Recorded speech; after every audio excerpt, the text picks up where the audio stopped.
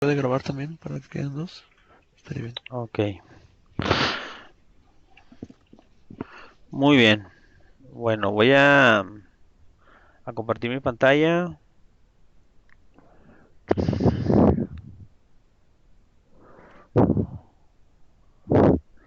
Esto.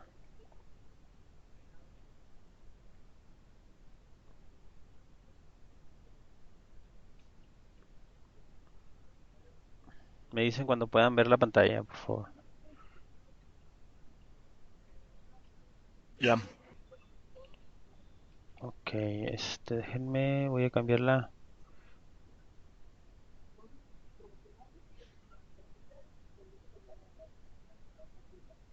Ah, no, es que está. ¿Cómo se cambia? A ver. Splice settings. Cambia la que estás compartiendo. Sí, Ah, ok. ok. Mm, muy bien.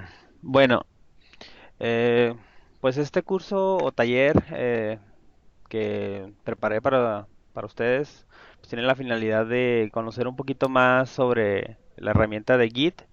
Tengo entendido de que muchos no la conocen o apenas la han utilizado superficialmente eh, y por la migración de Subversion a Git. Entonces, pues con la finalidad de aprender un poquito sobre esta herramienta, eh, pues vamos a iniciar este taller. Ok, la agenda del taller es el siguiente, va a dividirse en 4 días para que no se haga tan pesado. El día de hoy vamos a ver una pequeña introducción a Git. El día de mañana estaremos trabajando un poquito más con la parte de los repositorios locales. Eh, Posteriormente trabajaremos con Git ya como una herramienta de colaboración como tal. Y por último vamos a ver algunos tópicos avanzados o temas un poquito más avanzados que pudiéramos encontrar eh, útiles al momento de estar trabajando con Git. Como les comento el día de hoy, pues solamente va a ser una pequeña introducción y algunos ejercicios básicos. Entonces vamos a saber para qué sirve Git, qué significa un sistema de control de versiones, las diferencias entre algunos de los tipos que existen y sus ventajas y desventajas, cómo instalar y configurar Git en nuestro ambiente y pues algunos comandos y conceptos básicos. Ok, bueno, para iniciar, pues, ¿qué es Git? Bueno, Git básicamente es un sistema de administración de código fuente que es muy utilizado principalmente para el desarrollo de software. No necesariamente aplica solo al software, pero es donde más énfasis tiene, en donde más uso se le ha dado. Se dice que es pues, no se dice, es un sistema de control de versiones distribuido, eh, donde sus creadores pues tienen como cierto énfasis que sea rápido, que tenga integridad en la información, en los datos, que tenga soporte para flujos de trabajo que sean distribuidos y que no sean lineales. Git inicialmente fue desarrollado por desarrolladores del kernel de Linux. Aquí pues el líder de ese proyecto fue Linus Torvalds. Eh, Surgió de una forma un poquito, eh, bueno, no rara, pero digamos que tiene su historia de cómo surgió. A grandes rasgos, estos desarrolladores empezaron a utilizar un sistema de control de versiones externo inicialmente tenían ciertas licencias o no les cobraban licencias por ser proyectos de open source. Posteriormente esa empresa o ese software que ellos utilizaban dejó de darles esas licencias y es cuando ellos decidieron pues desarrollar su propio sistema de control de versiones. Entonces ellos lo hicieron como pues a modo de sus proyectos, pero se ha hecho muy popular y ahora es uno de los sistemas de control de versiones que se utilizan más pues en el desarrollo de software. Entonces ahí les dejo un link para que puedan revisarlo más a detalle. Pero bueno, ¿qué es lo que es en sí o qué es lo que hace un sistema de control de versiones? Bueno, básicamente lo puedo explicar de esta forma. Nosotros normalmente cuando trabajamos con archivos estamos editándolos, agregándole líneas o removiendo código en este caso normalmente. Y llega un punto en el que nuestro código o nuestra versión es estable. Entonces, para ello necesitamos crear una especie de punto de salvación. Entonces, ese punto de salvación nos permite, pues básicamente asegurar que hasta ese punto todo estaba bien, o al menos la parte que nosotros desarrollamos. Entonces, podemos ir creando diferentes puntos de salvación conforme el proyecto va madurando o se van agregando nuevas funcionalidades. Y puede darse el caso que en algún momento dado los cambios que estemos realizando rompan el build o haga que ya no funcione como esperamos.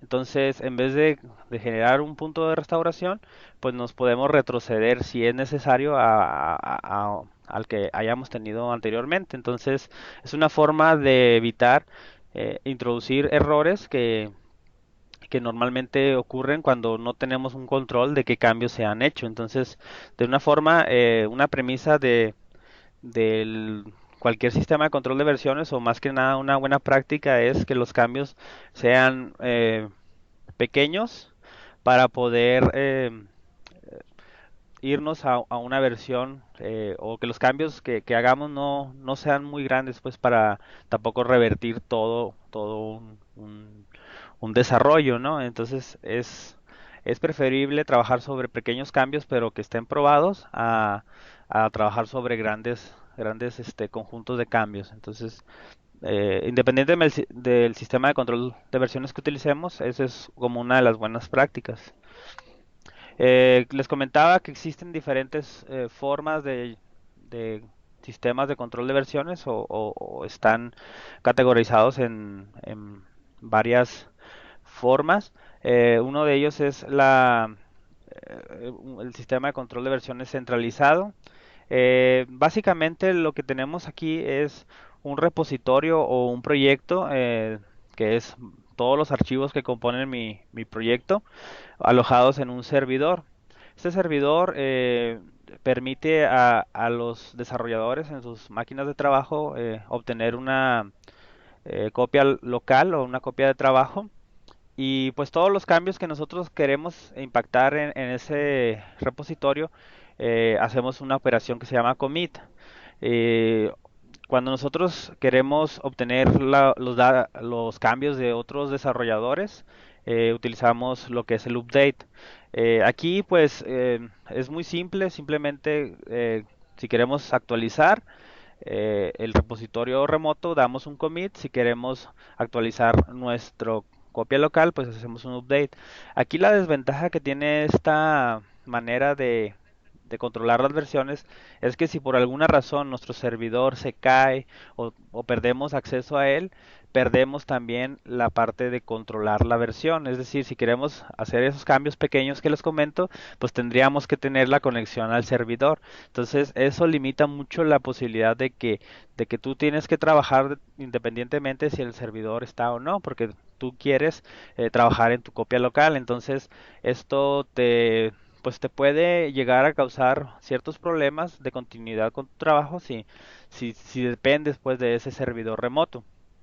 Para ello, pues se ha utilizado el esquema de control de versiones distribuido. Básicamente lo que hace este modelo es extender el modelo centralizado y lo que hace es que cada una de las máquinas locales o las estaciones de trabajo contiene una copia del repositorio como tal. En el caso de la versión centralizada, en este caso un ejemplo de implementación es Subversion, lo hace de esta forma, de forma centralizada. Él crea en el repositorio se crean los branches, pero como copias completas de código. Y en el caso, cuando hacemos un working copy, hacemos toda una copia pues de ese branch. O sea, es demasiados archivos, o sea, si quisiéramos trabajar con varios branches, tendríamos que hacer varios checkouts y eso representa en disco pues un espacio muy considerable en caso de que nuestro proyecto sea grande. En el caso del sistema distribuido, lo que se hace es tener un repositorio local conectado a un repositorio remoto. No siempre se tiene que trabajar con repositorios remotos, pero de alguna manera estás trabajando con un repositorio local. Entonces todos los cambios que quieras hacer los haces primeramente al repositorio local. Cuando quieres publicar esos cambios, lo puedes hacer a través de ciertas operaciones. En este caso se utiliza el push y para bajar cambios a nuestro repositorio local, pues hacemos un pull. Ahorita vamos a ver, o en siguientes días, exploraremos más a detalle todos estos comandos o estas operaciones, pero si se fijan aquí, pues tiene una ventaja muy grande el utilizar un sistema distribuido, que no perdemos esa comunicación o no perdemos ese control de versiones si por alguna razón hay un error con el servidor remoto. Inclusive nosotros pudiéramos redefinir un nuevo servidor si en caso de, como tenemos una copia del repositorio en cada una de las máquinas, nosotros podríamos restaurar ese repositorio con cualquiera una de las copias que tuviera mayor o que haya sido actualizado más recientemente. Entonces, esa es una forma también de respaldar los repositorios. Ok, pues lo primero que tenemos que hacer es instalar nuestra herramienta de Git en nuestra máquina. Me imagino que ya la mayoría de ustedes lo tiene en Windows. Ahí aparece lo que es el link para instalar si utilizamos otro sistema operativo. Si es en Windows, pues bajamos el instalador y adicionalmente de que nos configura Git en nuestro ambiente, pues también nos instala una herramientita que se llama Git Bash, que es como una simulación de una consola de Linux o Unix, que pues tiene ciertas ventajas sobre la consola normal de Windows. Entonces yo les recomiendo que utilicen esa herramienta, pues. La instalación es muy sencilla, simplemente tenemos que dar siguiente, siguiente, siguiente, casi en todos los pasos. Solamente yo les recomiendo que en este paso en particular utilicen la segunda opción, que es como que tener tanto en la consola de Windows como en la consola del Git Bash instalado o referenciado el Git, y así pues eso amplía un poquito más. Entonces ese es el único cambio que veo que se tienen que hacer en la instalación, pero si ya lo tienen de la otra forma no importa. O sea, con que puedan acceder al Git Bash para este taller en particular es solamente lo que se va a utilizar. ¿Cómo accedemos al Git Bash? Pues básicamente vamos al menú inicio, seleccionamos Git o la carpeta en donde lo hayamos instalado y seleccionamos el icono de Git Bash, y pues nos arroja una ventanita como esta, ¿sí? Y también si nosotros ejecutamos el comando git menos menos versión, nos da la versión instalada de Git. En este caso, si se fijan, el Git lo tengo ahorita en las dos consolas, y esto pues por si de alguna forma esta me llegara a fallar, pues ya tengo el respaldo de esta. Aquí lo padre de esta consola pues es que me da colorcitos y me ayuda pues a identificar más claramente ciertas cosas, pero pues no es así como que indispensable. También es más práctico sobre todo. Ok, pues lo primero que vamos a hacer es crear una carpetita en donde tengamos nuestros proyectos. En este caso yo los tengo en mi home, pero si ustedes tienen en otra carpeta donde vayan creando proyectos o tengan los proyectos de aquí del trabajo, pueden irse a esa carpeta para que tengan más o menos un pues ¿cómo se llama? Pues un control. Miren, aquí, por ejemplo, yo tengo aquí estos proyectos. Entonces, la ventaja es que yo si le doy clic derecho, le puedo dar la opción Git Bash Here y me abre la consola ya en esa parte, ¿no? Entonces, Es una de las ventajas de tenerlo instalado aquí en Windows, que podemos inicializar la consola desde un punto determinado. Entonces ahí, por ejemplo, yo voy a crear mi proyecto. Le voy a poner otro nombre nomás, Git Workshop, así, para que no. Entonces, con el comando,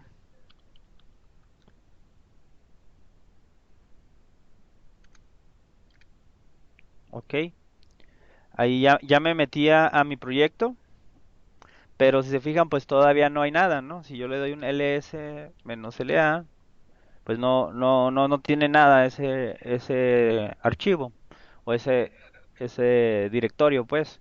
Entonces, ejecuto el comando git init para decirle que a partir de ese momento mi carpeta, esa carpeta contiene ya un repositorio de Git y automáticamente lo que hace ese comando es crearme una carpetita oculta que se llama .git. Si yo reviso esa carpeta, tiene en su interior varias mm, archivitos o inclusive otras carpetas que contienen toda la información de mi repositorio. Este es un archivo interno, son archivos internos que Git utiliza para administrar pues ese repositorio en particular.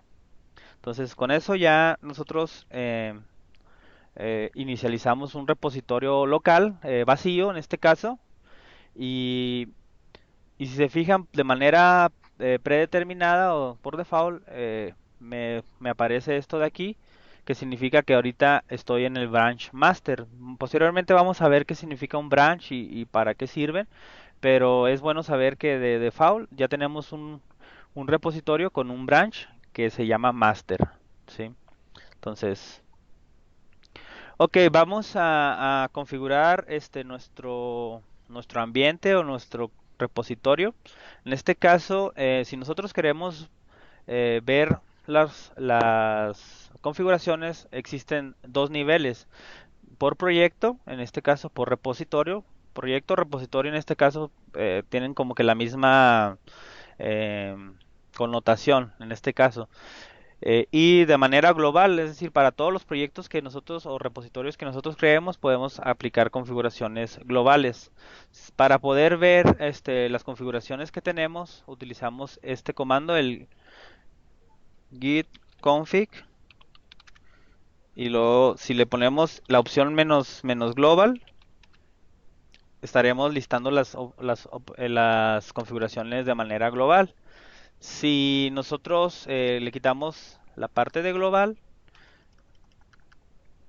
lista lo que son las configuraciones de ese repositorio en particular. Entonces, ahorita no es importante que se aprendan todas las configuraciones, solamente que se puede hacer esto o listarlas.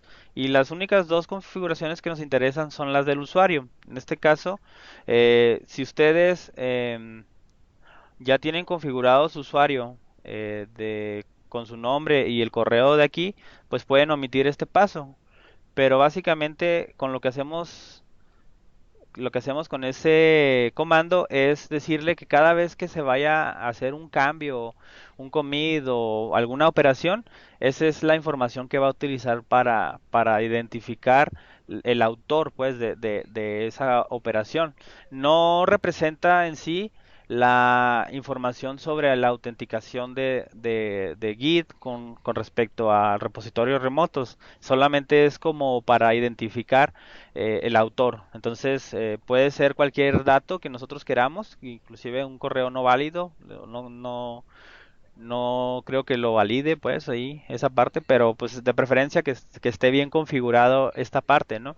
Entonces, ya sea que ustedes quieran hacerlo de forma global o de manera por repositorio, pues utilizan este comando, ¿no?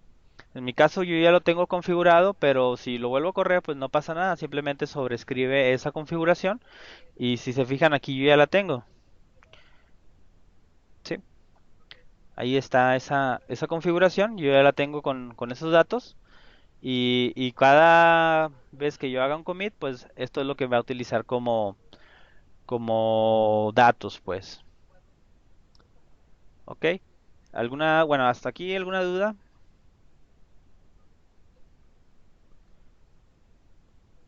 No. No. Ok, bueno, está bien. Ok, pues lo que vamos a hacer ahora es agregarle un poco de contenido a nuestro eh, repositorio. Ahí pues pueden hacerlo con el editor que ustedes quieran. Yo por lo general lo que hago es utilizar el V, que es un editor que trae instalado esta consolita. Y normalmente los proyectos de software empiezan con un archivito de README. Este archivito de README se utiliza normalmente para poner una descripción del proyecto. eh,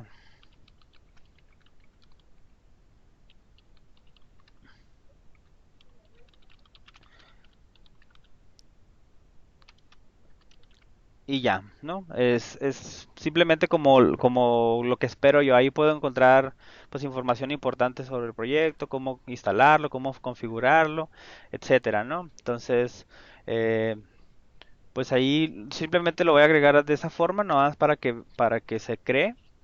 Si yo quiero ver, ahora que agregué ese archivo, qué pasó con mi repositorio, yo dispongo de aquí de un comando que se llama git status. Git status nos muestra el estado actual de mi repositorio con respecto a los cambios. En este caso, me dice la salida de este comando que yo tengo un archivo nuevo que no ha sido traqueado, que no ha sido registrado bajo el control de Git y que si yo quisiera que ese archivo nuevo estuviera bajo el control de Git, tengo que agregarlo a, a un área especial que se llama el stage area. Ahorita vamos a ver un poquito más a detalle qué significa eso. Pero de entrada, todos los archivos nuevos que nosotros creemos o se creen en ese repositorio, van a estar identificados o van a estar en el estatus de un tracked. Entonces, para poderlos agregar, nosotros bueno, aquí les voy a explicar un poquito los estados en los que puede estar un archivo para que entiendan un poquito más el proceso. Ahorita que nosotros creamos un archivo nuevo, está en el estado de un tracked, ¿sí? Para pasarlo al siguiente estado, que es el estado stage, vamos a utilizar un comando que es el add, ¿sí? Una vez que están en el estado stage o preparado, nosotros lo podemos pasar al siguiente estado con el comando commit, que es cuando ya el archivo está comiteado o está ya listo, pues ya está bajo control de Git. Y luego, una vez que nosotros tenemos archivos ya comiteados, se puede repetir el ciclo, es decir, al siguiente cambio que nosotros hagamos a ese archivo, ya no va a estar un tracked, pero va a estar probablemente en el estado, bueno, va a estar en el estado not stage, ¿sí? Está bajo control de Git, pero esos cambios no han sido preparados. Igual se repite el ciclo y así continuamente, ¿no? Entonces, ok, para poder agregar archivos utilizamos el comando add. Entonces lo que hace add es mover todos los archivos, un tracked, inclusive los que han sido modificados, no solamente nuevos, al área de preparación. El área de preparación pues es un área donde todos los archivos que están ahí se encuentran listos para comitear, son los que van a ser considerados para el commit. Para la sintaxis de este comando es la siguiente, es git add y los nombres de los archivos, o sea, todo el path completo, a partir de donde nosotros estemos ahí, o relativo pues, a los archivos que nosotros queremos agregar. Por ejemplo, si quisiéramos agregar el archivo que estamos trabajando, pues simplemente hacemos eso, git add readme, y con eso ya está agregado ese archivo al stage area, ya está preparado para ser comiteado. Eh, Imagínense que tuviéramos muchos archivos, pues sería muy tedioso estar trabajando de esta forma, agregándolos manualmente cada uno de ellos. Para ello, Git nos propone o nos ofrece más que nada la siguiente alternativa, que es agregarlos todos los que se encuentren. en ese estado, ¿verdad? Eh, a- Utilizando el git add con la opción "-a", o también utilizando git add y un punto. Cualquiera de las dos hace exactamente lo mismo, y eso nos permite ahorrarnos estar tecleando todos los nombres. Aquí es muy importante que tengan cuidado con estos dos comandos porque no siempre es necesario estar agregando todo, ¿sí? Eh, y más si estamos moviéndole a varios archivos a la vez y a lo mejor unos todavía no están listos y otros ya. Entonces, eso es muy importante que lo usen pues a conciencia, ¿no? Igual se puede revertir, pero pues a veces es más fácil agregarlos uno por uno, ¿no? Entonces, eh, si nosotros revisamos el status de nuevo, ya cambia porque ya agregamos ese archivo, y si se fijan el mensaje ahora me dice que los cambios están listos para ser comiteados. Entonces ya me identifica que el README es un nuevo archivo y que yo puedo agregarlo, ¿verdad? A mi repositorio. En este caso, em, para poderlo agregar, pues ya utilizo lo que es el commit. El commit, como su nombre lo dice, es confirmar los cambios al repositorio. Entonces, cada vez que nosotros hacemos un commit, es hacer un punto de salvación, como lo veíamos en las primeras diapositivas, y eso ya nos permite, pues, tener claros esos cambios. La sintaxis del commit es la siguiente. Utilizamos git commit -m, que el -m representa el mensaje con el que se va a guardar ese punto de salvación, una descripción de qué es lo que hace esos cambios o para qué son esos cambios, y ya con eso nuestros cambios ya están comiteados. Git commit -m, y por ejemplo ahí le puedo decir que es create readme file, ¿sí? Y ya con eso ya me creó un commit, ya esos cambios ya están listos, ya están, perdón, ya existe ese punto de restauración, pues. Si revisamos de nuevo nuestro status, de hecho el status es un comando que se va a usar así muy seguido, es uno de los que normalmente se utiliza así para ver los cambios. Aquí yo les recomiendo, o sea, ¿por qué lo estoy haciendo en consola? Bueno, en consola es muy importante tener los conocimientos básicos de los comandos, porque a veces los IDEs integran, o normalmente los IDEs ya integran Git como parte del desarrollo, pero hay ciertas operaciones que es más fácil ver los resultados en consola o es más manejable. Entonces, siempre es bueno tener esta herramienta como un respaldo, pues el conocimiento de las herramientas en su nivel un poquito más bajo, ¿no? Porque si tenemos una dependencia con el IDE, el día que nos falle el instalador o que ya no se pueda abrir o algo, pues ahí vamos, ya no vamos a saber ni cómo trabajar, ¿no? Entonces, es importante que no se rompa ese flujo de trabajo o no tener dependencias pues, de este tipo, ¿no? Entonces, eh, más que nada, por eso es la intención de darlo de esta forma, ¿sí? Si se fijan, yo ahorita ya comité y mi branch ya se encuentra limpio. Ya, ya no hay nada que comitear, entonces yo, yo puedo decir que ya el apuntador de mi proyecto se encuentra pues limpio, ¿no? No hay nada pendiente, todo está bien, y eso es algo pues digamos bueno, ¿no? Eh, ok, si yo quiero revisar la información de los commits que ya hice, utilizo el comando git log. Con git log me muestra una salida como esa, que contiene la siguiente información.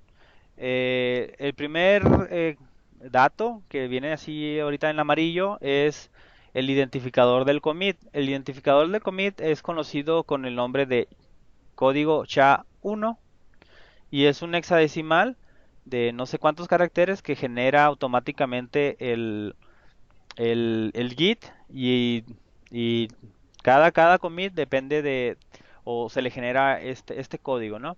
Entonces, este código lo vamos a poder utilizar posteriormente para ciertas operaciones, pero ahorita es importante nada más conocer que se genera uno único por cada commit que hagamos. La siguiente información que tenemos es la información del autor. En este caso, lo que yo configuré con el comando git config es lo que me aparece aquí para el username y el user email. ¿Sí? Entonces, viene la fecha en la que se hizo ese commit con el timezone y viene el mensaje que yo coloqué en el commit.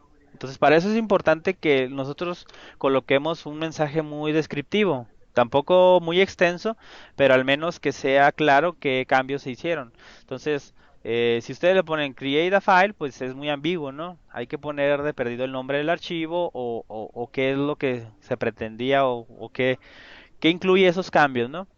Entonces, eso es como una buena práctica al hacer nuestros commits. Otra buena práctica que se acostumbra mucho en proyectos de software es relacionarlo, el commit, con la historia en la que estamos trabajando. Normalmente las historias también tienen un identificador y podemos utilizarlo dentro del mensaje del commit para el momento de hacer ciertos reportes o ciertos filtrados, podemos encontrar cuáles commits fueron relacionados a cierta historia, ¿no? Igual también hay ciertas herramientas que pueden ligar esos comentarios y pueden mostrarnos en una sección de código de esa historia qué cambios se han hecho y poder ver las diferencias. Esa es una de las ventajas de poder ligar los issues en los mensajes de commit. Eso, pues, eso es más que nada ya la herramienta que utilicemos para el tracking de las historias, pues. Eh, En el caso de que yo quisiera modificar mi archivo, bueno, aquí voy a hacer una modificación, ¿sí? Ahí, por ejemplo, le voy a agregar una línea más, this is an awesome ahora, tool, por ejemplo.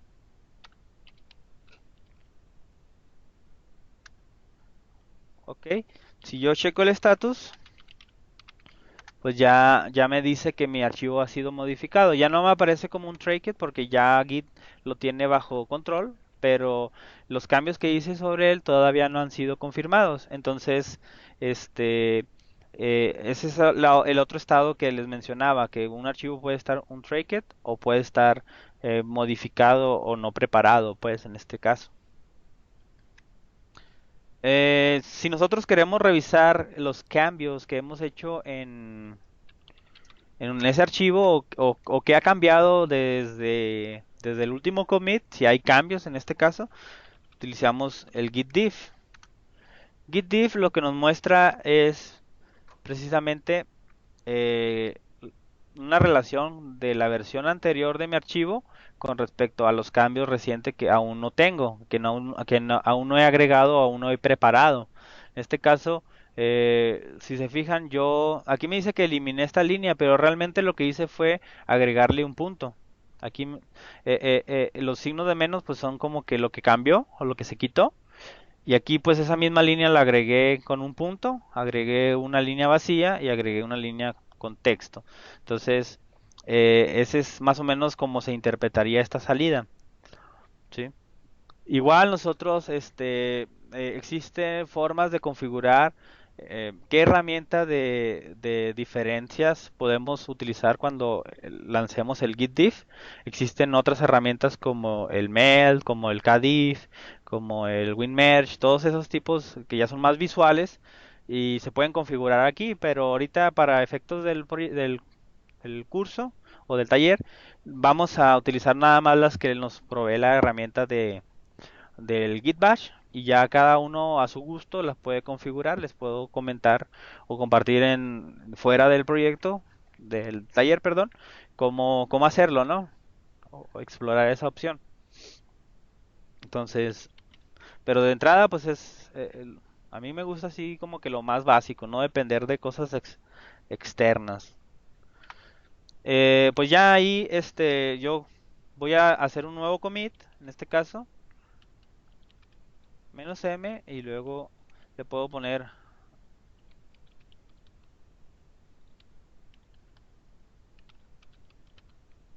en este caso, fíjense, si yo le doy así el commit directo, me va a mandar un error porque todavía no he preparado ese archivo. Pero si yo quisiera, como ese archivo es un archivo que ya se modificó, si yo le agrego el "-a", automáticamente lo agrega y lo comitea en un solo paso. Entonces, cuando tenemos archivos que solamente se han modificado, podemos ahorrar un paso de agregarlos con el git add y comitearlos en un solo, de una sola vez. Entonces, ahí con esa otra opción podemos pues ahorrarnos más que nada ese paso de agregarlos. ¿Ok? Y pues ahora si yo reviso mi log otra vez, si se fijan, el último commit que hice es el primero que se me muestra y así el anterior. Entonces, lo que hace el log es mostrármelos de forma descendente del último o del más reciente hasta el primer commit que se haya hecho. Entonces, así es como funciona el log. Cada uno de los comandos tiene pues infinidad de opciones y formas de hacerlo. Ahorita les voy a mostrar pues ya al final, más que nada, cómo obtener esa información. Si nosotros queremos ver qué cambió en un commit específico, si se fijan ahorita, vamos a ver, git log otra vez. Si yo quisiera, por ejemplo, ver este commit, copio el código SHA, en este caso lo copio, y utilizo el git show y le paso el, el, el commit, el identificador del commit. Con eso yo puedo revisar pues qué cambios se hicieron en esa versión. También existe otros atajos, no necesariamente tenemos que sabernos el commit. También Git utiliza una especie de apuntador que llama head, que representa dónde se encuentra ahorita el último commit. Entonces también podemos utilizar ese apuntador. Si yo le pongo git show head, me va a mostrar pues dónde se encuentra ahorita mi commit. Si yo quisiera ver, por ejemplo, eh,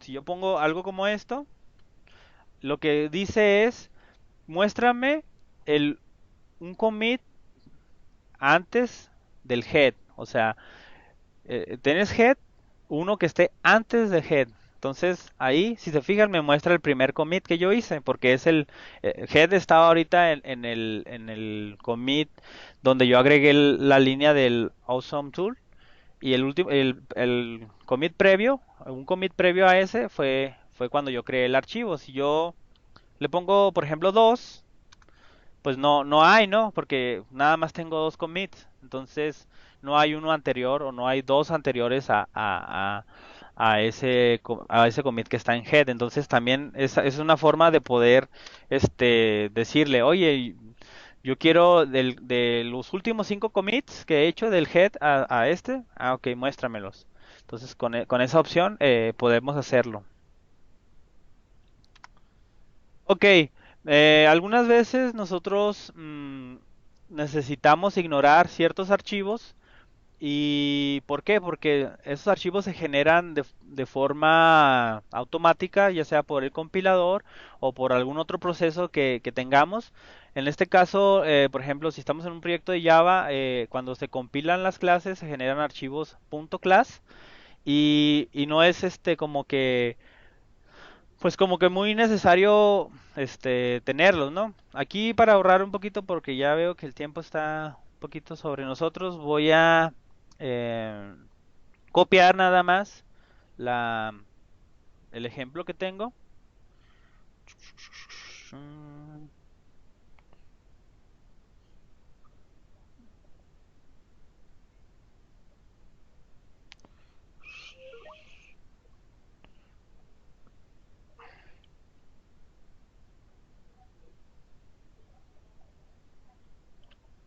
Ahí lo voy a copiar.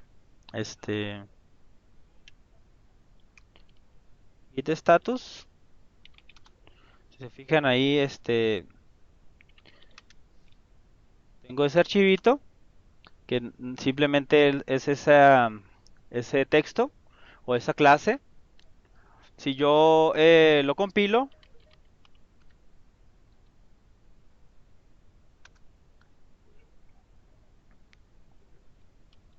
me genera un archivito .class.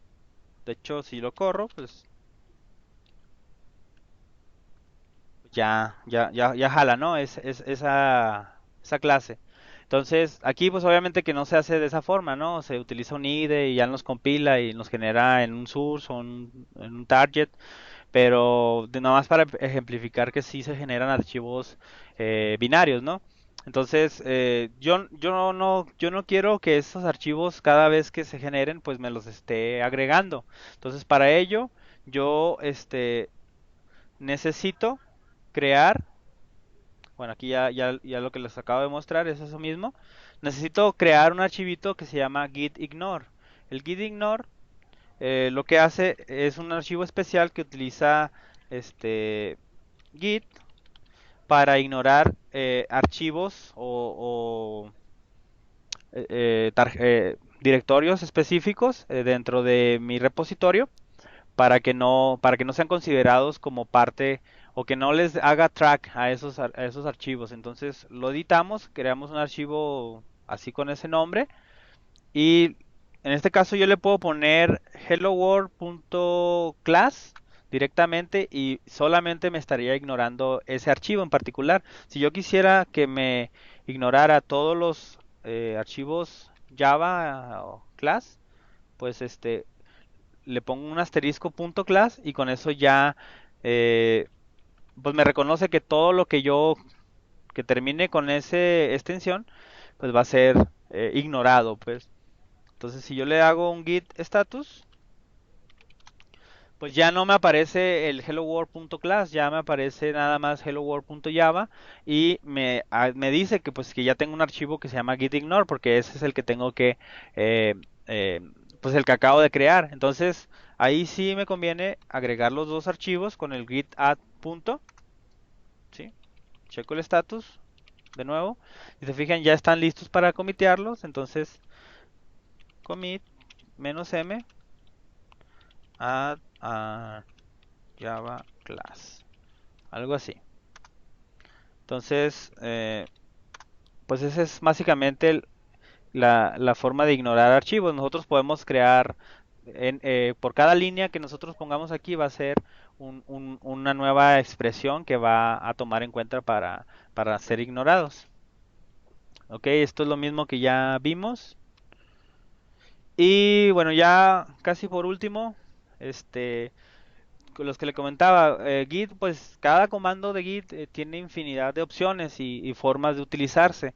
Si ustedes quieren ver más a detalle cómo funciona un comando en particular, pueden ejecutar el git help más el nombre del comando. Por ejemplo, si yo quisiera saber cómo funciona el commit, por ejemplo, que quisieras ver qué otras opciones me permite el commit, pues lanzo eso y automáticamente me abre el explorador porque la instalación me creó eh, en donde se instaló Git aquí, pues me creó una página de documentación por cada uno de los comandos. Si se fijan, pues aquí me da una descripción del nombre, las opciones o más o menos cómo se utiliza la sintaxis, una descripción más detallada y ahora sí propiamente qué significa cada una de las opciones, ¿no? Y, y pues tiene bastante, ¿verdad? Cada comando puede que tenga más o menos información, depende de las opciones y pues esa es básicamente la forma de obtener ayuda. Ahí es lo que les mostraba. Tenemos también mm, referencias externas. El primer link es a documentación oficial de Git, de donde descargamos Git. Existe también tanto en español como en inglés y otros idiomas. Está muy completa. Ya vienen ejemplos más detallados de uso de cada uno de los comandos. Y pues yo se la recomiendo. También hay otras páginas no oficiales, pero también muy buenas. Esa que les pongo en segundo está bien y algunos tutoriales también que pues les pueden ampliar un poquito más esta parte. Entonces, bueno, básicamente ese es el primer día, nada más un pequeño cuestionario, a ver, ahí les voy a hacer unas preguntillas, así, a ver así al azar voy a decir nomás de dedazo, pues, a ver, Caleb, Git es un CBCS, ¿verdadero o falso? Ah, bueno, a ver quién está, no sé ni quién está. Bueno, alguien que quiera responder. Verdadero. ¿Verdadero? Ah, no, No, es perdón, falso, me porque confundí. no. No, el C significa centralizado, ¿no? Git, pues es distribuido, ¿no? Ese es falso esta primera. ¿Qué comando es usado para mostrar qué archivos son nuevos o modificados en un repositorio de Git? ¿El git show, git status o git commit? Status. Status, muy bien. Una buena práctica del control de versiones es tener cambios pequeños y estables en vez de cambios grandes o conjunto de cambios grandes. ¿Verdadero o falso? Verdadero. Pues verdadero, ¿no? Entonces, y, y pues un pequeño summary, así. Pues como les decía, Git es un DBCS, o sea que un sistema de control de versiones distribuido.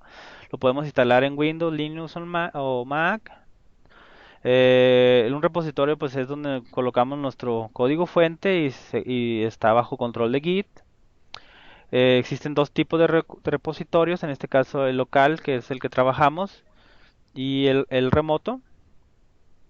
Eh, Inicializamos un repositorio con el git init. Por default, Git nos crea un branch llamado master.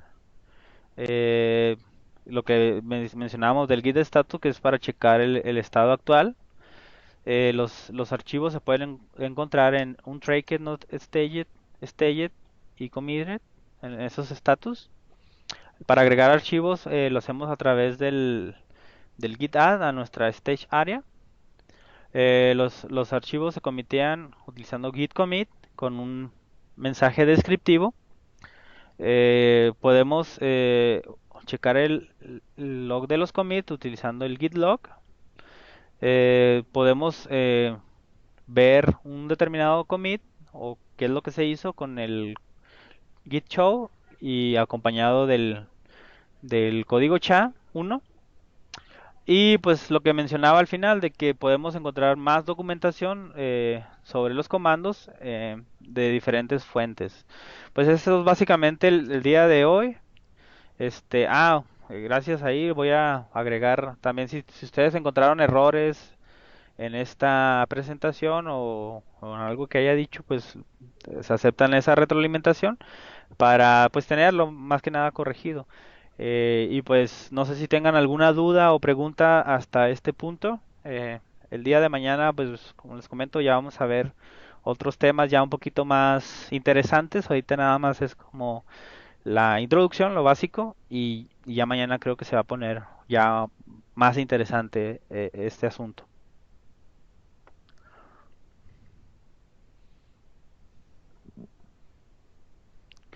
¿Alguien?